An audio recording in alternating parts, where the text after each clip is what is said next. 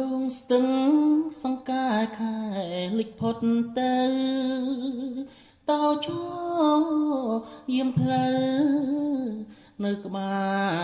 រស្ពានថ្មស្រមោលធម្មជាតិខំរំលេចពសូរត់ភ្លើងចអង្រួនរីត្រីទាំងដមបូលស្បូវនៅត្រើយខាងកើតជាភូមិ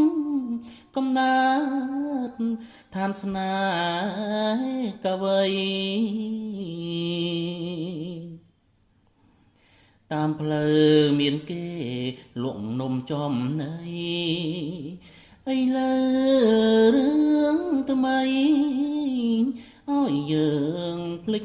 អងអូ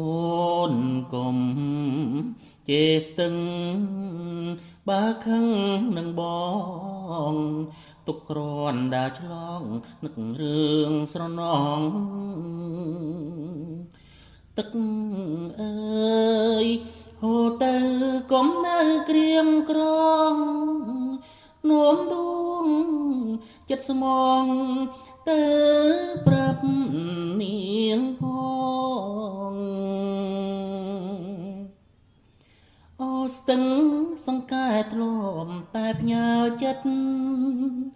ពេលយប់ងងឹតស្ទាបអងអែលខ្នងបើជប់ស្នេហាសុំខ្លួនជាបងបានជួបម្ដងម្ដងញញឹមគ្មានឈប់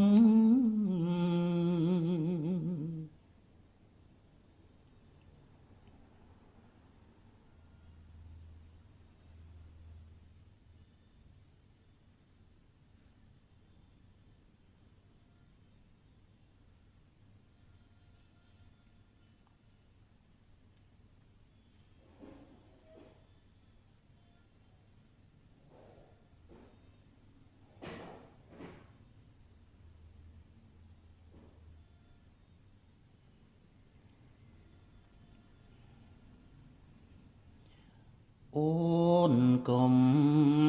ជេរស្ទឹងបើខឹងនឹងបងទុកគ្រាន់ដើរឆ្លងនឹករឿងស្រណង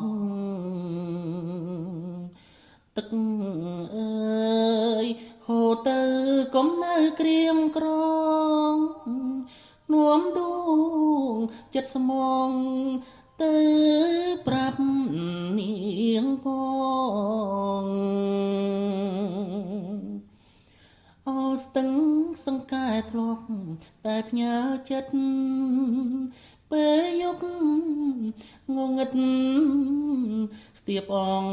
អែលខ្នង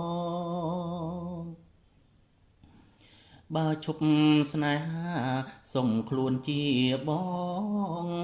បានជួបម្ដងម្ដងញញឹមគ្មានឈប់